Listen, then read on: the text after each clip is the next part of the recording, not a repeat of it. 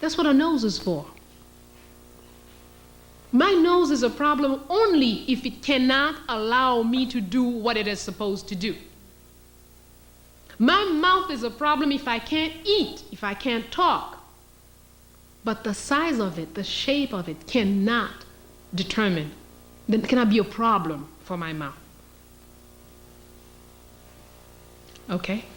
So please, brothers, sisters, go in yourself. I'm sure all of you here have heard enough conferences. You've read enough books. You've seen a lot of things.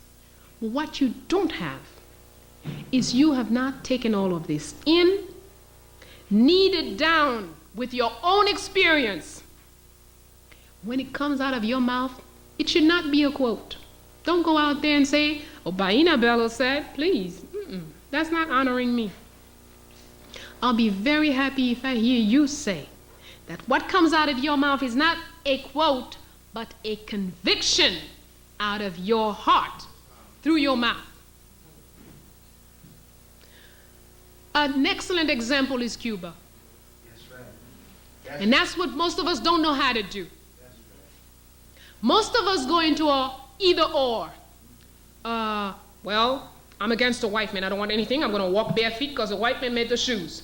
I'm going to walk naked because the white man made the clothes. I'm going to sit on the floor because the white man made the chairs. Okay.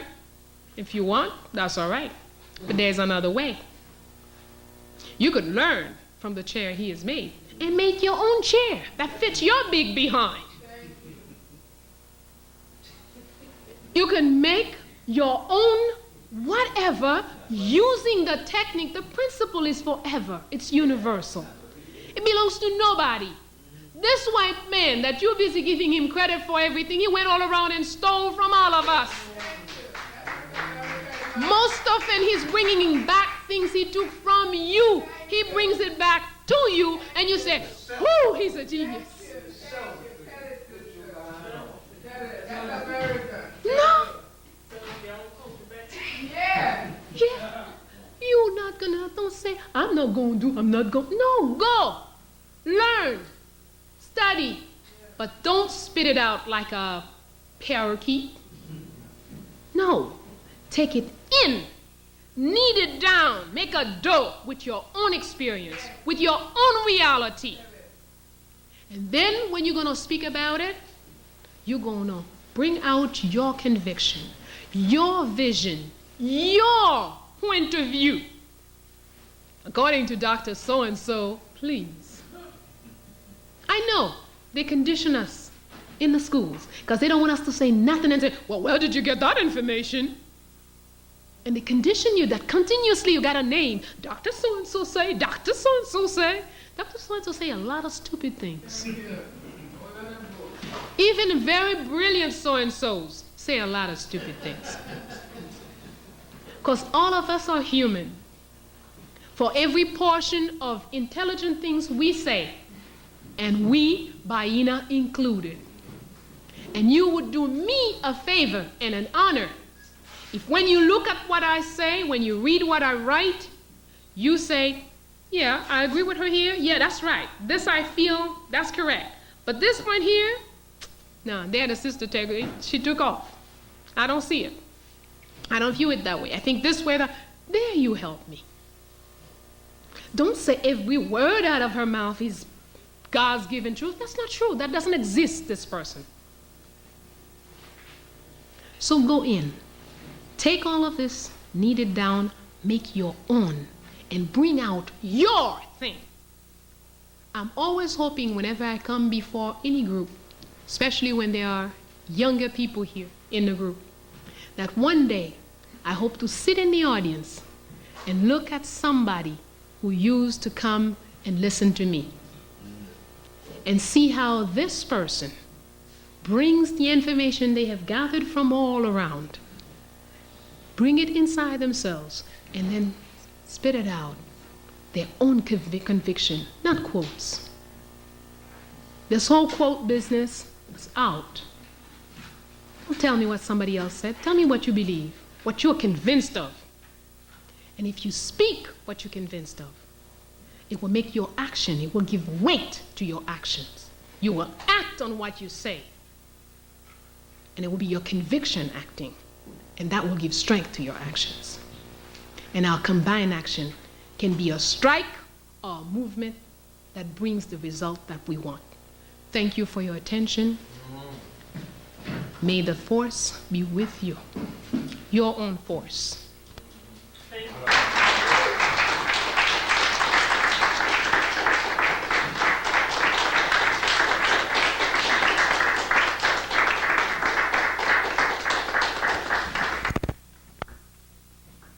Thank you very much, sister. Just by way of repeating the announcements, train. Yeah. Okay, thank you. Thank you. Thank you for the question. Okay.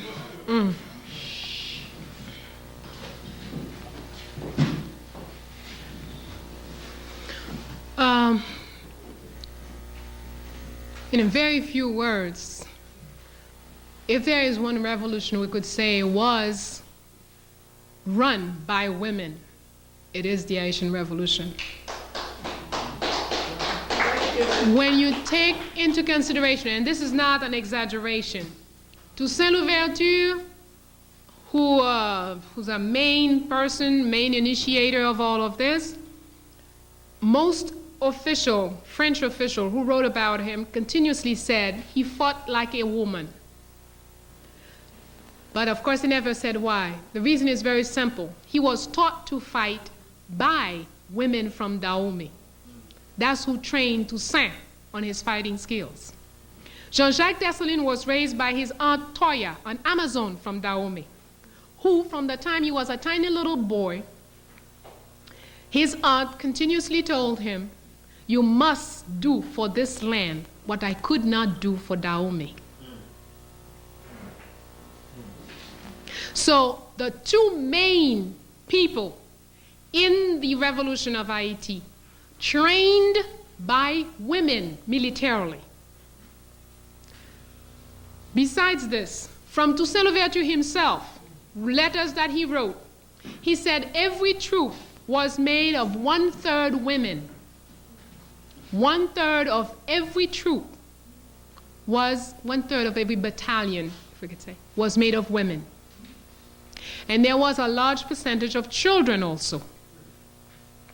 And Toussaint Louverture still explained, as they would go into attack, the first people to enter the battlefield had to be the women. Because they were more flexible, they would crawl on the ground through the bushes and come very close to the enemy. And then they would start making this very special noise they know how to make with their mouth that would sort of confuse the enemy camp. And it was also the women's job to go to the enemy and remove the cannon. You know, in those days, the cannon was a very important instrument. As long as the enemy had cannon and you didn't have, you cannot approach the enemy. It was the women and children's job to go to the enemy's camp, render the cannon unusable. And I tell you, sometimes a mother would take her child and throw it in the cannon's mouth, or throw herself in the cannon. When you're talking about slaves who would throw themselves inside the cannon's mouth to make it unoperative, these were women doing this. And once one of us would throw ourselves in and make it inoperative, then the French would not bother with it anymore. Then the others would come in and push it out the way and carry it to our camp.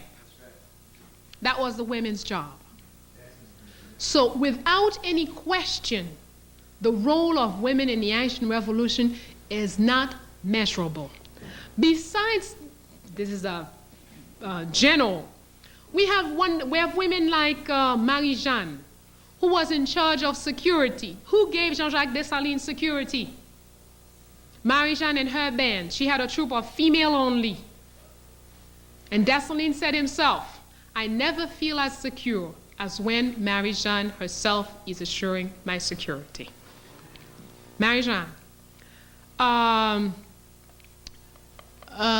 women officers in the army, Lieutenant Pierrette Jolibois, Lieutenant Sanit Belair, Captain Guillemette Charlot, lots of women.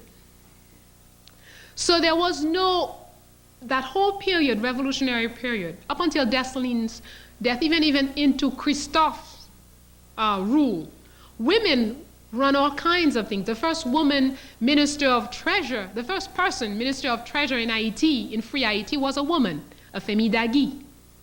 The minister for finance was a woman. The Dessalines government had a lot of women, and Christophe's government had women. It's after Christophe, with the first mulatto who became president, Pétion, that things turn around. He passed a decree saying that it is forbidden to ask of women, to give to women tasks that make too much demand on their mental and physical capacities. So therefore, from this point on, women are not allowed in a public function, okay? So there's no question about the role of women in Haiti's war. And if I go even further back, with the Arawaks, the first people on the island, there were 5 rulers at the time of the arrival of the criminals from Europe, and 1 woman among them, Anakauna. Of the 5 rulers, she's the one who lasted longer, who fought them longer, and they were unable to capture her militarily. And that's why Ovando wrote to Spain and said, he has tried everything militarily to capture this woman, impossible. He must be allowed to use ruse. And that's how they pretended they wanted a peace treaty, and then in the peace treaty, when she went for the peace treaty, and they grabbed her, set fire, and that's, peace treaties we know all about. We should know all about them by now. Okay? So there is no doubt about the Haitian. But besides Haiti, we need to know all of our history. We are not, I don't know about you, but me, yes, I live in Haiti. I was born in Haiti. Haiti is my country. I have an Haitian passport. But when I'm in Nigeria, I'm Nigerian. When I'm in New York, I'm a Black American. When I'm in Jamaica, I'm Jamaican. The earth is mine. That's my land.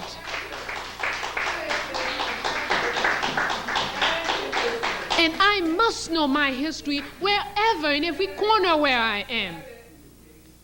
It's important for us to know when we're talking about women in history, we must know about the 3 mamas in St. Thomas, who in the 17th century liberated the islands militarily from the Dutch. And the island stayed free for more than 9 years. They run the island before British, Dutch, and German put together to put these women down. We must know these things. We must know women liberation didn't start in 1960 when we started burning bras. Makeda in Ethiopia, in Saba, she was a woman ruler who came after 3,000 years of uninterrupted rule by women. In her country, they could not imagine that a man could rule a country because they felt, first of all, they hadn't seen it. They've always known a woman ruling the country. And second, they felt with the natural talents of women for details, men did not have what it takes to run a country. That's why it was the business of woman. Yes, it's very, logical that the way they viewed these things. Now, so we have, if we take Dahomey with a female army and a male army, the male army is in the business of protecting the king and the nation and making expansion. The male army's job was the day-to-day policing of the population and fighting defense. Each had their own role. But in all of our societies, all over Africa, there has never been this concept that women can't, and women don't, or women are less than. No. We are different. We have to know our own forces. Why 2 armies? Very simple. Women don't have their strength same places or in the same way as men. Men will be stronger, easily develop strength from the upper body. Women, their strength is more easily developed from the lower body. So, if I become a policewoman in today's police force, they're gonna teach me to fight like a man. I'm never gonna be equal to any man on that police force. I cannot be. Because the force they're asking me, the part that they're asking me to put into play are not the ones that are natural to me as a woman. I can be equal or better to any man when I know how to fight as women do, naturally. Not learning to fight as a man. It's like you ask a dog to be like a cat. Okay? So that's why it is, we've always seen in African traditional societies, women are equal to men, but each have their own role. They have their times where they must be separate. The women must get together to get certain things done. The men get together to get other things done. And then there are specific places where we're going to come together to do a specific thing. Okay? But it doesn't mean separate. But the white men usually say, you see? Yeah, women one side, men the other. Oh, that's racism. No, they have another word for it. Sexism. Thank you. Please, let's not get into this kind of crap. Question. What is the black community doing? Can you give us an update? I'm sorry. Brother Nooney asked me to show you. We have 2 pamphlets in the back. 2 lectures that I've given. This is the most recent, the one I gave yesterday. The one that I was aided by farmers in my country to write. And they are available in the back, $5 each. Can you give us an update on the struggle in Haiti and Haiti, thank you. I'm sorry. And give us an update on what is the black community doing, applying pressure for Francois to go back to face trial in Haiti. Oh, there is no such thing as far as I know. No? There is nobody really working at hated in this. People have seen, first of all, people are extremely disappointed. Back home. Back home. Extremely disappointed. Kept hungry, very hungry. When you're hungry, you can't think right. There are a lot of things that you cannot do. Without jobs, stress. Even your sister right here came in as a ball of nerves. Was not very certain that she would make it to the plane a couple of days ago. So, you're seeing a refreshed Bayyinah. If you'd seen me Thursday night, you probably wouldn't recognize me.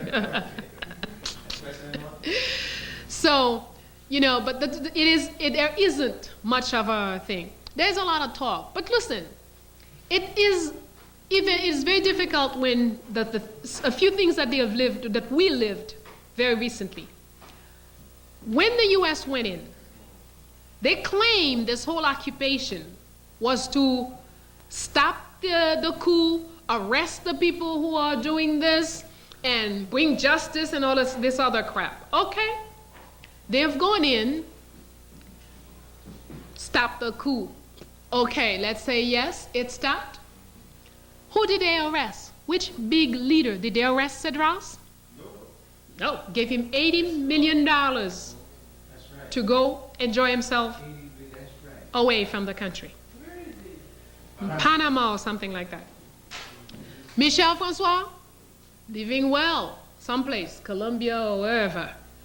B&B, same thing. Constant, proofs about the killing that this man has done, even on television. You almost don't need a court to judge the man. You know what happened to him, right? So why is somebody going to be interested in putting pressure on the American government to bring Michel Francois to justice? all the documents that they recuperate, that they found from the FRAP office. FRAP was the official force organization which was out there slaughtering people by thousands, paid by the United States of America. Okay. Once they take the documents, what did they do with them? The U.S. took the documents for observation. And upon close observation, they decided to black out certain parts of the documents and to return them to the Haitian government after much trouble, many months, only after they had blocked out almost 70% of the text. What is this? And you want somebody to be interested in putting pressure? No. There isn't much going on at home on this. On the outside, there are a couple of lawyers, probably it's good business or nice PR to say that they're working on this thing, but probably nothing that will end up anywhere. Probably more media thing than anything else. Question. You're welcome. Thank you for a wonderful lecture. Thank you, sister. I would like to know, 21st century is upon us. Should we arm ourselves? I think the 21st century is going to be very critical. There's going to be a lot of different changes going on around in America and abroad. Do you think 21st century is anything different from the 20th century? Or the 18th or the 19th? No. For us? Oh. I don't think we have to have things like the 21st century. You know, hey, the centuries have always come and gone. And anyway, 21st century is by his calculations. What do I know? For all I know, my people have been here maybe for 40,000 years. So I'm not into no 21st century, you know. Hey, that's not my problem, 21st century. But I do believe that we need to be serious about changing the conditions we're in. And as black people, we need to get serious about looking at ourselves, speaking the truth to ourselves, knowing ourselves, loving ourselves, respecting ourselves, and living defensively. You must love yourself, knowing that nobody else does. You must love yourself.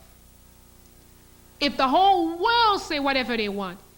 You see, the trouble with the whole politics will have no value really for us if it wasn't for the fact these people are always up front and they represent us. Every time we talk about a Jean-Claude Duvalier or Mobutu or any other jerk that they created, which is not us. They created their monsters.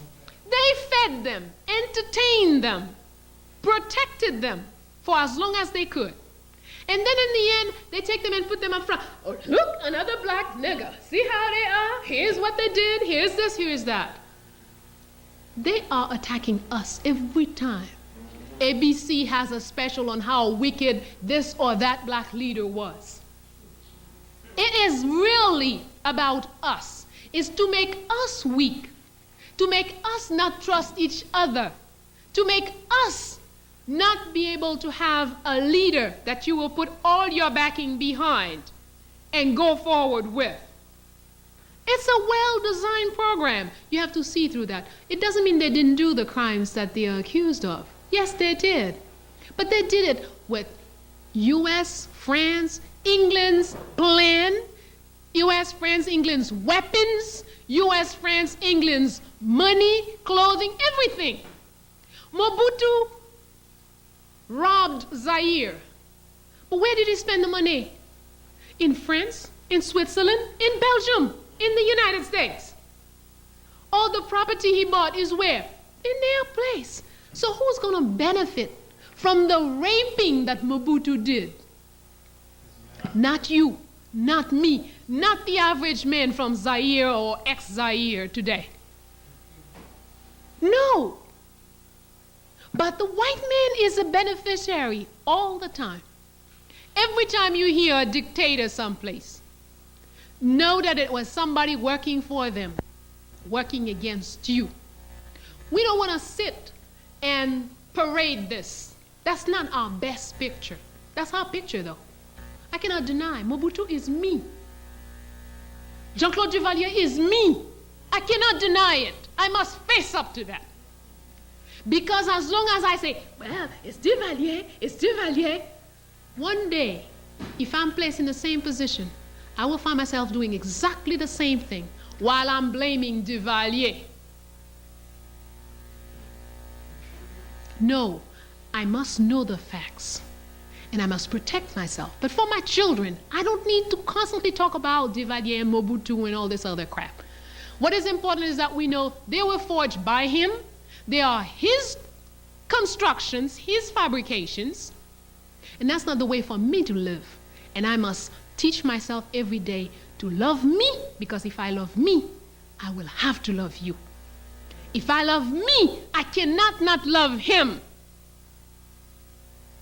because he is me and I am him. You are me and I am you. I must love and protect you. And for our children, we must put our best forward.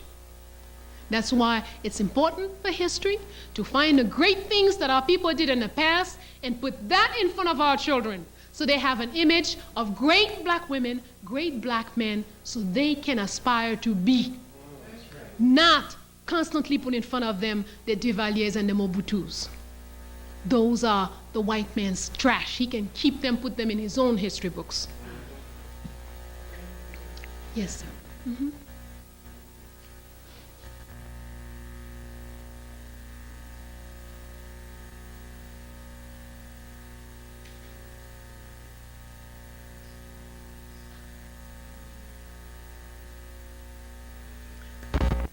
There's a lot of trash written about it. It's what they write about it is usually the Hollywood version. You know, stick the pin in the doll, and somebody has a stomach pain, and, you know, a whole bunch of nonsense. I don't say that these things cannot happen, okay? But the way it's presented, it's not presented with any way that you can understand what's going on. You could do anyone who is truly into himself and who has the forces that are ours, that live in us. I don't have to stick a pin in a doll to give you a stomach pain. If you have treated unjustly, I can sit anywhere, meditate, and deal with you. We all have this power. It's not a special power. It's that most of us don't know how to tap within and deal with this. Sound is energy. With energy, you create matter. I'm sure you've seen children people call Porky. This is my little Porky. Porky, come here. Porky, da-da-da. Go to your mommy, Porky. What do those children look like? They're not very attractive. But the mothers don't understand. When they took this 3-month-old baby and they started calling it Porky, Porky, Porky, they created the pig that they don't like today. Because with your words, words are sounds, sounds are energy. We call ourselves niggas. We call ourselves all kind of trash that this jerk first gave us. And then, you know, with all the adjectives, you know, niggas are. We say it continuously. We are reproducing it continuously. We need to stop. You don't agree with what a brother is doing? I don't agree with what this brother is. You don't need to give him no name. You don't need to put all kinds of negative adjectives on him, because whether you know it or not, the force is in you and it works. That's a science. Okay? Now, Vodun has established the different principles. The first principle is identifying who you are. If you don't know who you are, you'll never make the right choices for yourself. You will never be content and at peace with yourself. If you're not at peace with yourself, you can't be a good fighter. You'll be too troubled. You'll be too confused. You are easily deterred. You come here with good intention. Yeah, I want to be part of the fight. I'm going to join the brothers. And you come in. But it takes almost nothing. A bean pie. And you're going to sell out everybody. It's not your fault. You just don't know who you are. The basic work was not done. Okay? So start to work. Anybody who start learning themselves will develop all the forces, the power, the puissance that is in us. Then you are qualified to to take a partner, to join with groups, to do anything. But as we stand right now, we're not qualified. If we don't know who we are, we don't know ourselves, not even materially. Again, learning from the peasants. One peasant asked me, "Did you pee this morning when you got up?" And I thought, what kind of question is this? Boy, see, this man didn't go to school. I say, "Yes, I did." "What color was it?" "What you mean, what color was it?" "Color, regular color." I said, "You see, knowledge of self begin by knowing your body.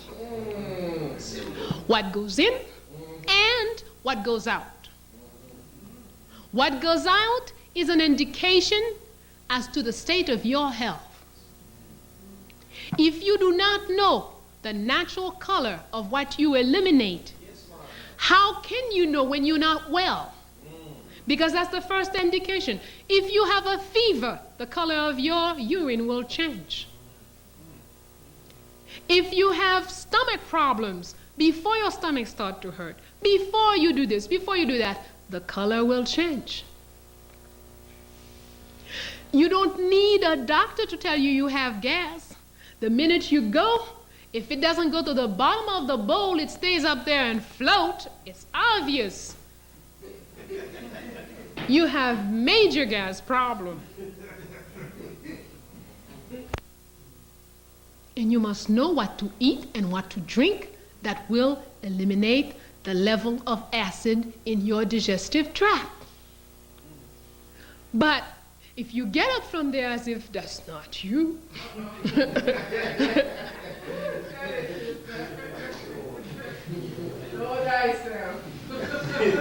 yes, we must deal with our everyday reality. So get into knowing our body. Your eyes, they change color all the time. You don't need to wait until they're red, bright red, and everybody's saying, "What's wrong with your eyes, child?" before you're going to do something about it. Your gums, they tell you a bunch of things about yourself. Okay? So let's love ourselves, know ourselves. Look at yourself. Don't hide it. Your gray hair, just flaunt it, baby. Don't paint it.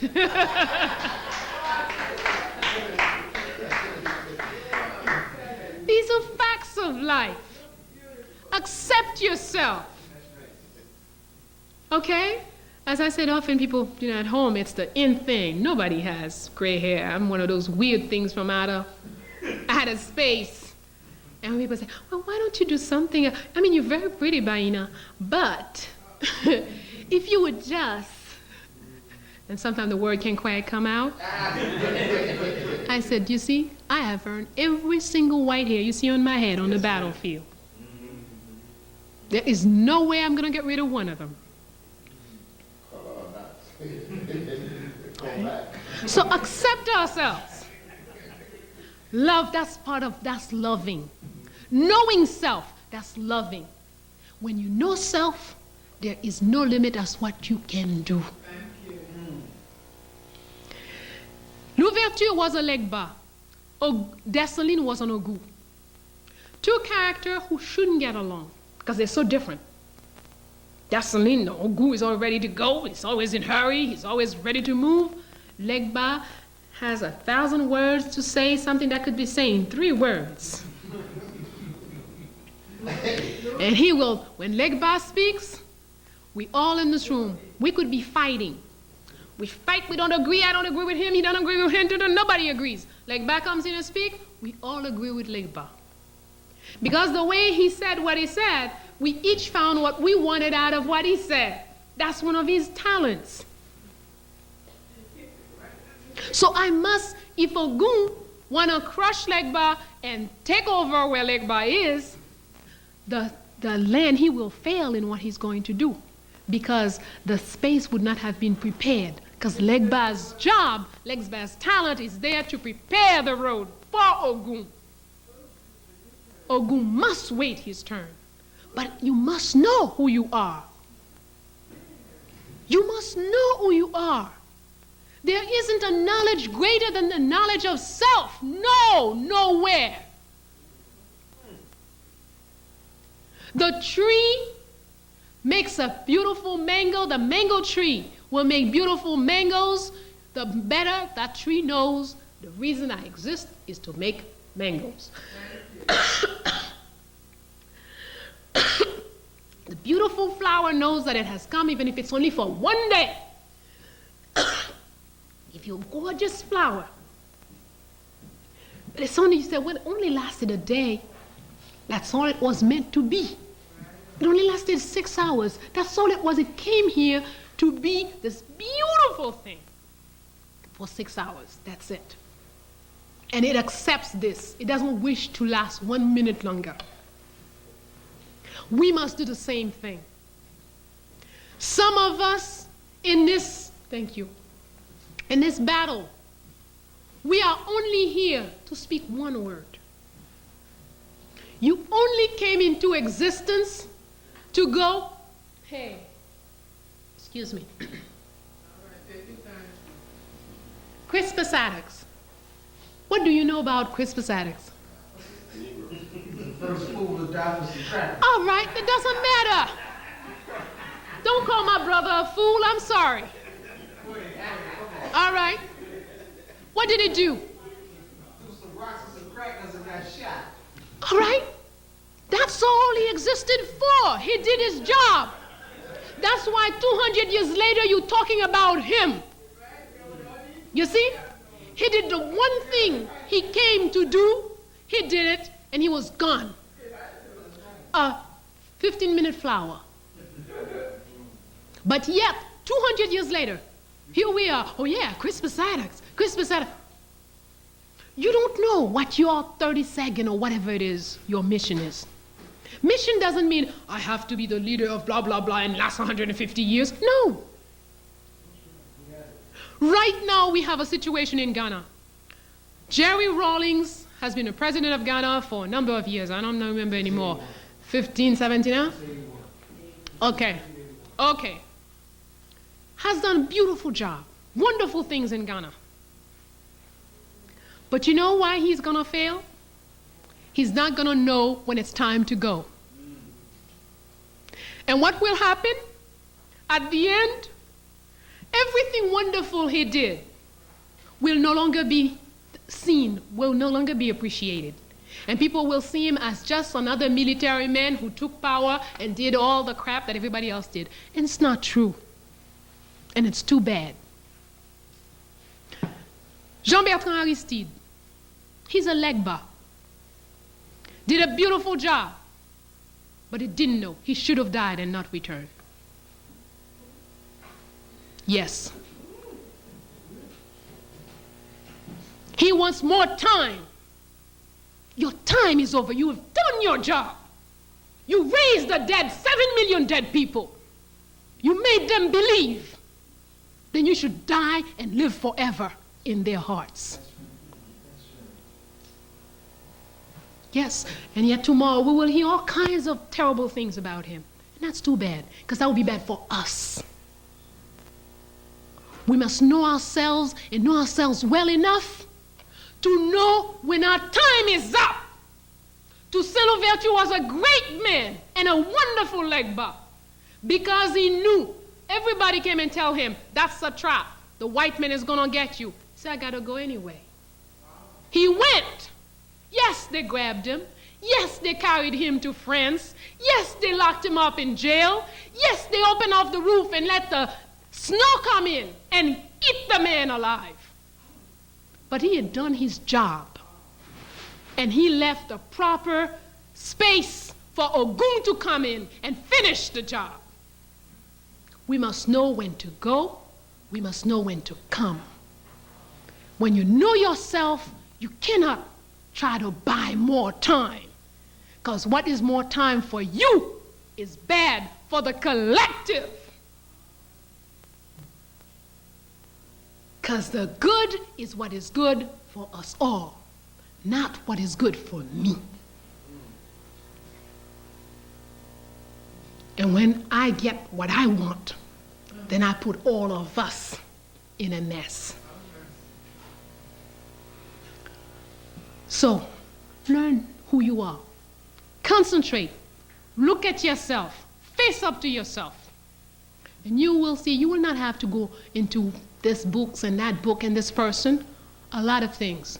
And if there's one book to guide you as far as Vadum is concerned, Divine Horseman is the only worthwhile book in English.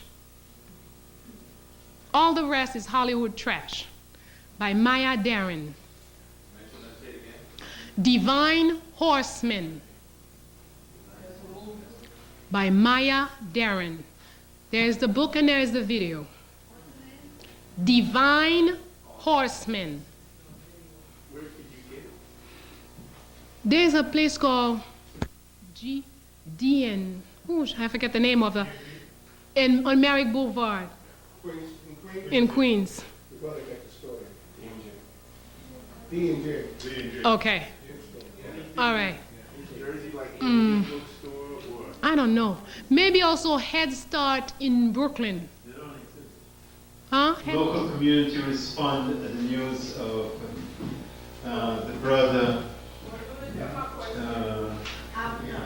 Abner Louima when they heard. And what was the response? Because I understand they had some Haitian policemen from the New York City police force who were actually training the local forces. And of course, they had to bring them back in order. What was the local reaction? Bad news in Haiti? Whiteout. Was no news in Haiti. When it finally came out, I called so many stations at home, telling them, what is this? I'm listening to the news and you're not even mentioning Louima? Don't you know? Well, yeah, I was thinking that we have something on that. Well, probably tomorrow's news, something. Anyway, I think it was something like at least 4 days after everything had gone, that one or two stations timidly announced that a brother who might be Haitian was brutalized by New York City police. Okay?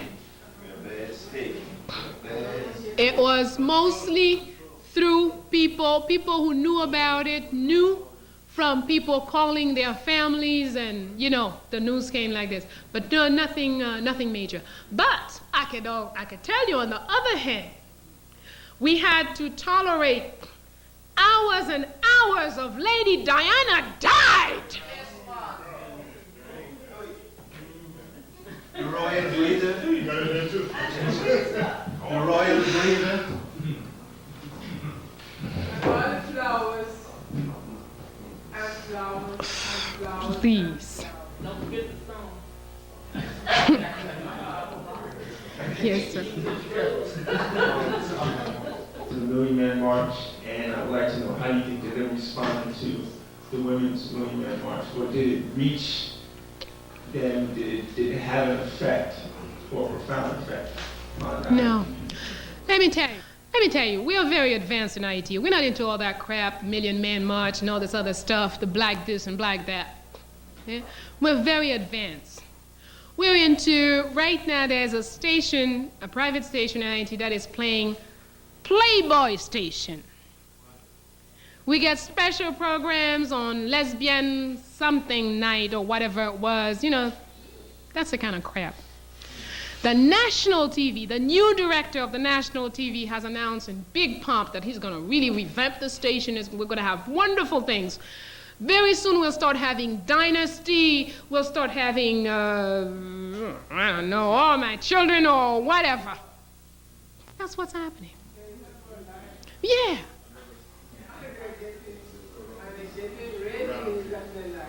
The person who is informed is not informed from, anyway, right now, let me tell you, from in the past 18 months, we had about 14 radio stations. Between when I first went home and now, 18 months later, we now have 52 radio stations. With the 52 radio stations, you probably cannot find 6 stations where they speak Haitian. When you turn on the radio, if you don't want to hear American music, you're just not gonna hear music.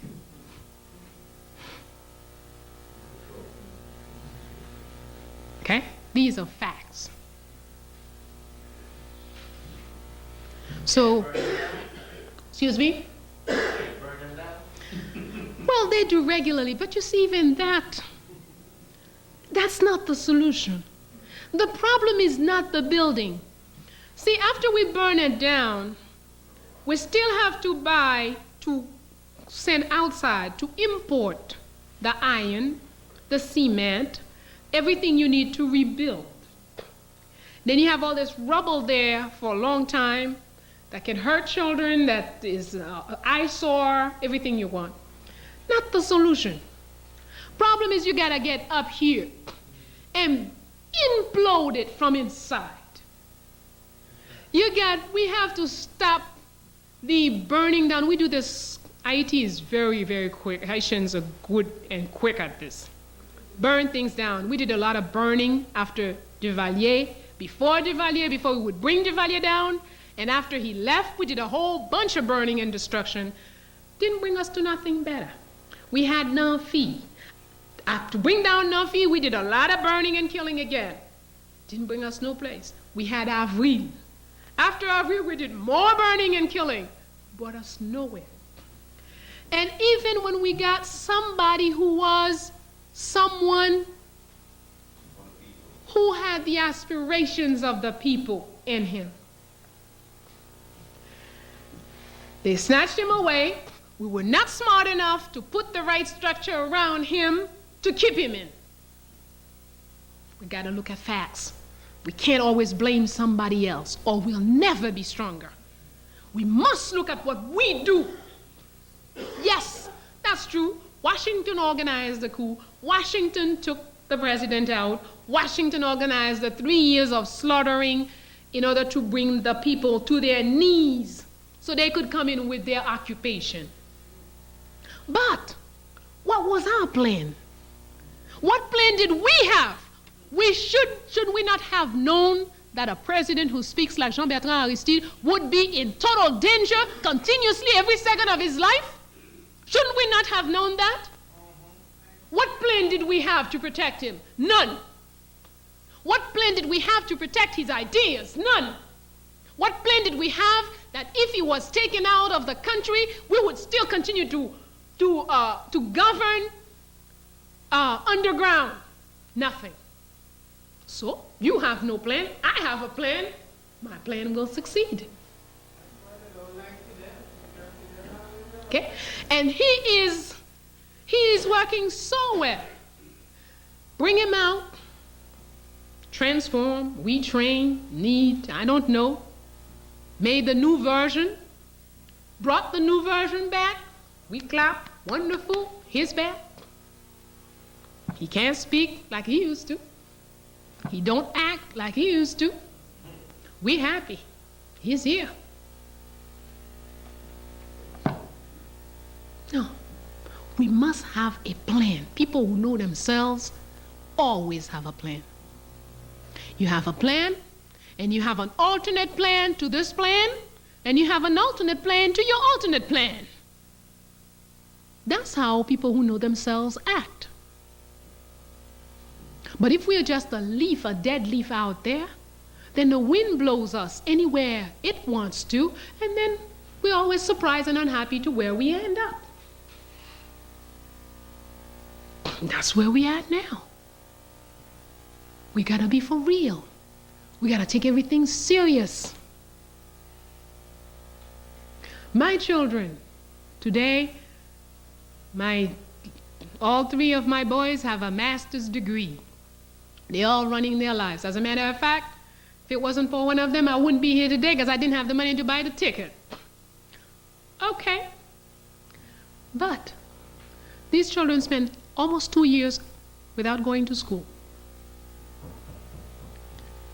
When I didn't feel the schools in the neighborhood could do what I want for my children, I kept them home. But when I kept them home, I had to go to work. And when I come home, I had to be a teacher in the house for 3 or 4 hours to 4 brats. 4 wild ones. Because 4 children spending all day in the house by themselves. Okay? But almost 2 years, I kept them.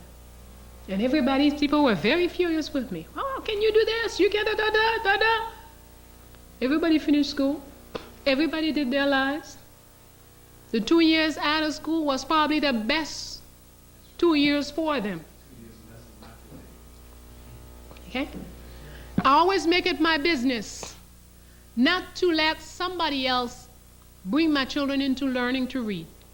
Of course, I have an advantage. I'm a teacher. So I believe learning to read and toilet training is the same thing. Because the way you initiate the child's education is vital to everything that will happen to him later. So I train them, I teach them how to read just as I start doing the toilet training. They learn to read. And all fundamental things they'll know at home first.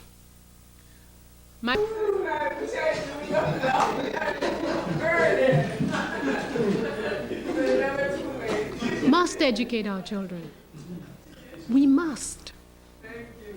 I love that crazy though. When they're asking for toys, Christmas gifts, I have never bought a Christmas gift for any of my children. When they started raising havoc on the house, well, mommy, everybody else has da-da-da-da. Because at a certain age, no matter how you start them young, at a certain age, they want to be like everybody else. So they'll start putting pressure on you. Say, okay. You want to know what Christmas is all about? Say, well, everybody does it, mommy. Even if, we know there's no, but, okay. I'm going to give each one of you $40. We're going to go to the store a couple of days before Christmas. And you will be free to buy whatever you want for your $40. But I'm going to tell you, if you're smart, you're not going to spend your money. You're going to wait after, and we're going to come back to the same store, and you're going to see how much you can buy for your $40. I never had any more complain about no Christmas. It's true. We must take seriously. You see, if we come to 1,000 conference, to all kinds of places and listen to all kinds of things, then tomorrow we go home and do business as usual, it will never have any value. It is up to us to validate the knowledge that we gain. My second son got married last October. He went out with this girl for 8 years or 9 years, for a long time, all through high school, I think, and all of college and whatnot, long time. The girl wanted to get married. My son wasn't all this, and we talked. And every time I talk about it, it says, only problem, mommy. After everything, I know she's sort of a black woman, but she's kind of light, and she's Her hair is not like yours. I had to have a lot of talks with my son. Make him understand. We're not going to get into how kinky your hair is, what degree of blackness your skin is. Is she a black woman or not? She is. If she's a black woman and she believes in Africanness and she is ready to train your children into what you've been raised into, what's your problem?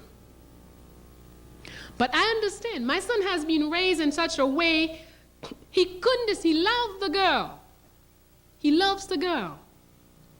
But he hesitated because somewhere there was a confusion as to she wasn't dark enough, she wasn't this enough, she wasn't to him, as he would say, he says, well, I imagine, for all my life, Mommy, you've said, I always said I have a favorite child. This is my favorite son, Sidi.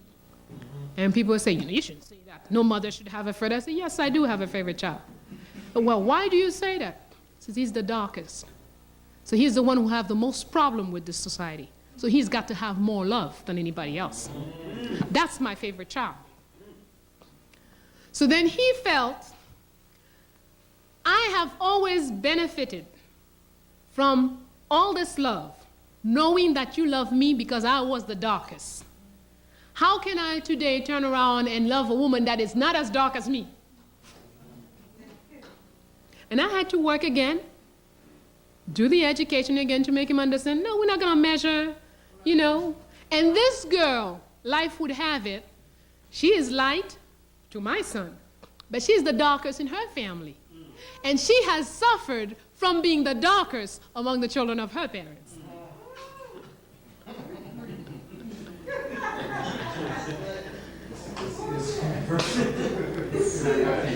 We have to deal with these things. Those are realities. That is part of the education we women are responsible for. We black women have a duty to raise our children and raise our would-be husbands. We must raise them. Because if you are unaware, African conscious woman, his mother wasn't. So you don't expect the brother to have picked it up like this. So we have to see our role as educator. It's fundamental. We must take, and if anything, when things go havoc in our communities, sisters, I have news for you. You're guilty. The men are unlivable. Who raised them? You and I did. They're jerks. Who raised them? You and I did. They're wife beaters. Who raised them? You and I did. So if we want to save our community, we want to save the collective, we have a duty to educate our would-be partners. And we can't mix. We are African on one side on certain things, and then on the other things, we're the white as snow. Can't go that way. That's right. That's right. It's either this or that. And there are lots of things about traditional African life and society that most of us can't bear to hear. Jean-Jacques Dessalines, when he met Marie-Claire Heureuse Félicité Bonheur Dessalines, who should become his wife, she posed 4 conditions in order for her to become his wife. He was shocked. When he asked her to marry him, here he is, Général de Division, in all his brilliant uniforms of the French army, with all his, And he asked this woman who's nobody to marry him. She says, no, I don't think I want to get married. What you mean? I'm the future liberator of this country. I say, yeah, but I don't want to get married. I don't think I want to get married. I have a mission in my life. I want to do this, this, this, this. Well, if you become my wife, you'll have more means to do this. He says, well, I don't think you could agree to the conditions I would want in order to marry. Well, tell me. Number one, you have a lot of children in this country. You would have to recognize each and every one of them. That was her first condition. So you can't be a liberator and have bastards running all over the place. Number two, there are women who have children for you. They can hardly survive. You earning nice salary. They're entitled to a better life.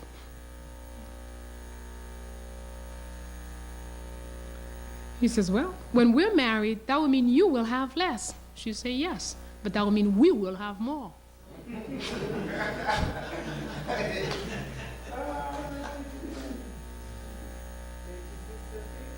The last condition she posed, she says, your enemies cannot be automatically my enemies.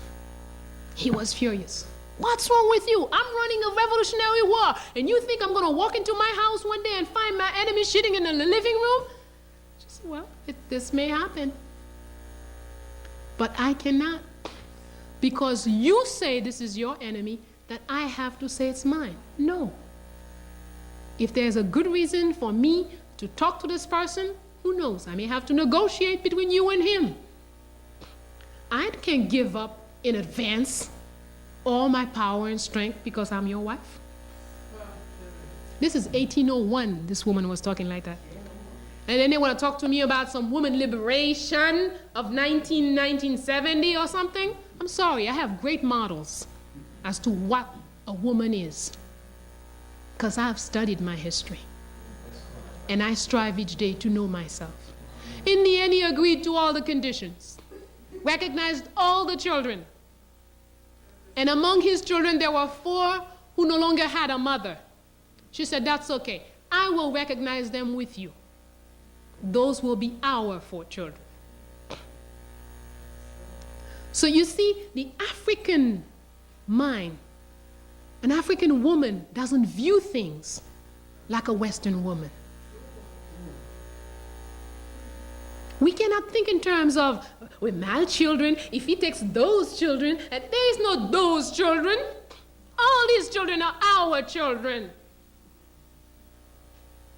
And if I want the welfare of anybody, I want the welfare of every child. That's my tomorrow. That's my guarantee into the future. And when I know this, it makes no difference. If I've done my job, the way I'm living today in Haiti, any day you could hear, Bayyinah is dead, 2 bullets, or whatever. It's okay. I have never, one day, when I could, not do what I'm supposed to do. I know that I am born to teach. And I didn't learn it because I went to the man's school.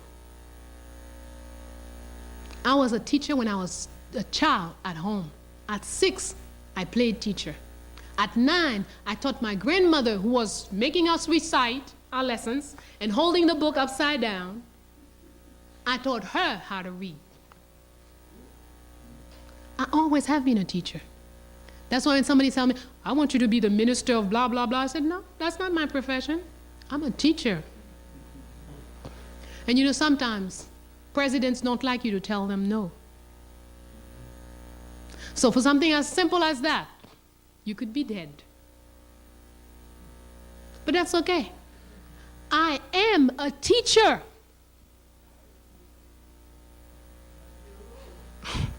And I'm not going to be something somebody else wants me to be. And that's what you need to do.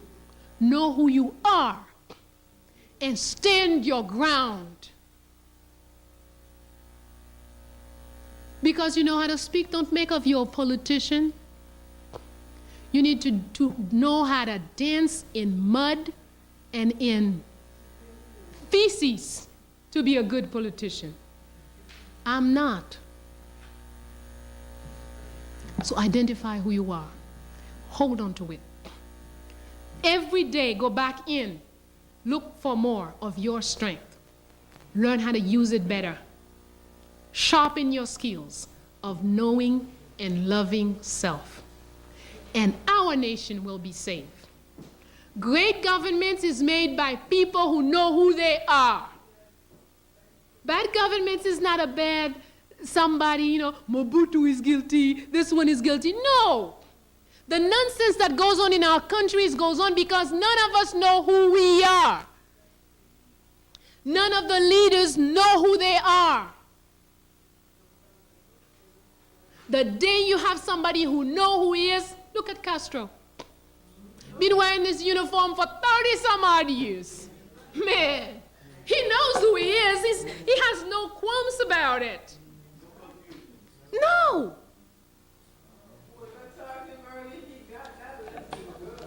The world is against him.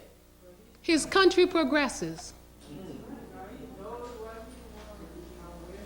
Attempts on his life on a daily basis. Without knowing, he survives. Because he knows who he is.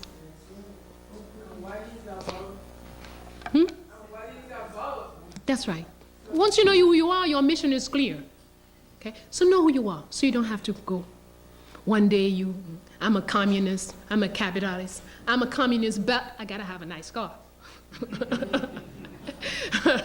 I'm into Jesus. Jesus, please, Lord, give me a big, big house. No, that's not a Jesus. You're a capitalist. When a priest or pastor is on the television telling you, look how well he's doing because he's got 10,000 diamond rings here and da-da-da-da-da, that's not a priest. That's a capitalist. He just don't know it. But he's in the business of selling Jesus. That's how it's done. Thank you very much. Oh, I'm sorry. Sister has a question. From Ifa. Mm-hmm. I believe in most of the things you say. You still have that African mind in you. So even though we are going here also, and I want to make comment about the voodoo. Because when you mentioned voodoo is Africa, also the gentleman there asks you how can he learn about voodoo, right? So he could practice it with his family, him and his family also.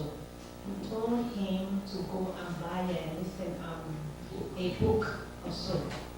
I want to assure you all here, because I'm a Igbo woman, you never buy a book written by any human, whether white, blue, or green, to study voodoo. When you want to learn about voodoo, you go to the source. Where is the source? Africa. You go to this thing, peasant or whatever, the bushman, they teach you. The real voodoo man will never write anything to you. In Africa, whatever we are taught is here, your mind. Your mind is you. So, you never, whatever anything anybody tells you to go and buy a book or so, for you to study about voodoo, anything you buy is nothing but a trash. If you have your money, you save your money. Any day you ask questions. For you to go to another country, you have to be able to ask questions so you know where they will lead you. They guide you to the real people, because there's a lot of fakes out there. And they will teach you how to practice voodoo. They never go to any human to buy any book or whatever saying you are practicing voodoo. Because you could be mistaught and voodoo will kill you. You have to learn, you have to be guided. Anything voodoo. There's nothing bad about voodoo, but when you mispractice it, you will become so bad and you won't forget. Thank you. Thank you. I will make one difference for you, one rectification for you. I said first, you may purchase this book that will give you some ideas, all right? But not that the book would teach anyone. The book cannot teach anything, because what we are Vodum. Okay? Vodum is simply a conscious that the spirit is present. So in order to be, you cannot learn that in a book. But a book can guide someone who has no knowledge, you see, until they can go in and find within themselves. Listen, Africa is everywhere Africans are.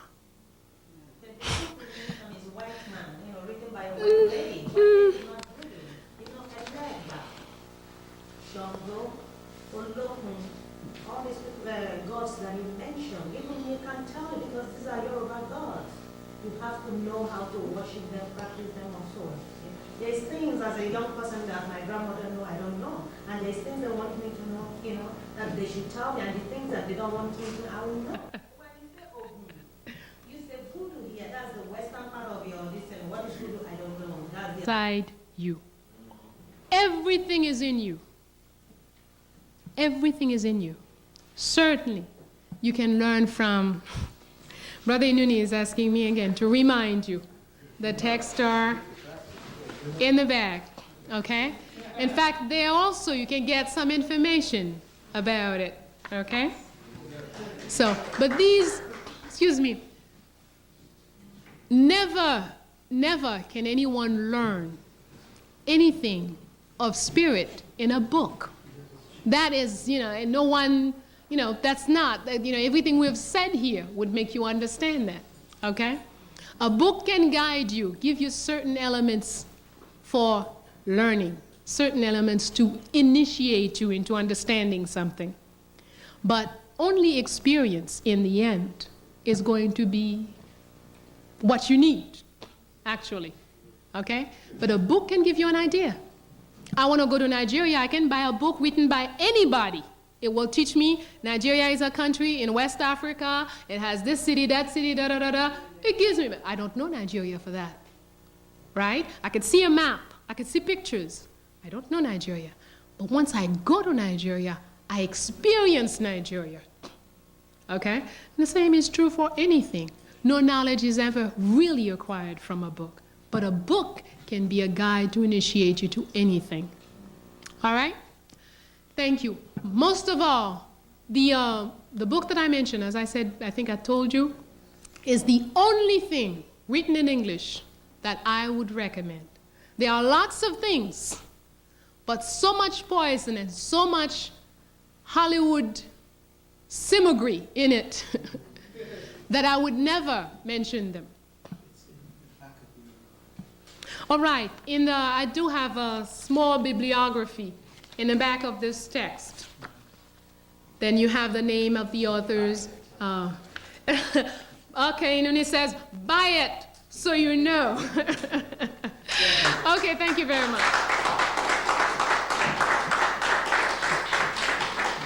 Thank you very much, my sister. See you next week. Yes. Come back next week. Oh,